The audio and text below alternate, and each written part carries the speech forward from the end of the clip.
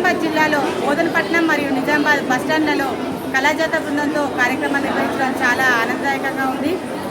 సహజంగానే ప్రతి ఒక్కరికి మాటల రూపంలో అనేక కార్యక్రమాలు నిర్వహిస్తున్నాము.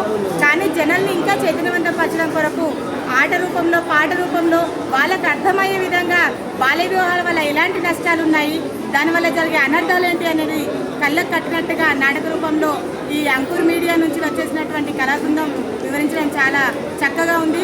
జనానికి అర్థవంతంగా అర్థమయ్యే విధంగా క్లియర్గా ఉంది కాబట్టి దాని ద్వారా జనాలు చాలా చైతన్యవంతమయ్యారు. ఇలాంటి కార్యక్రమాలు కేవలం జిల్లా స్థాయిలోనే కాకుండా మండల స్థాయిలో కూడా ఇంకా విస్తృతంగా నిర్వహించాలి. అదేవిధంగా ఇలాంటి బాల్య వివాహాలు నిర్వహించినట్లయితే ఎలాంటి చట్టపరమైన చర్యలు ఉన్నాయి, దానివల్ల ఎవరెవరు దానికి ప్రభావితం అవుతారు అనే విషయాలను కూడా ప్రజలందరికీ తెలియజేశారు. ఈ విషయాలన్నిటి కూడా చక్కగా ఆటపాట రూపంలో వివరించినందుకు ఈ కళా బృందానికి నిజామాబాద్ జిల్లా DHEW తరఫున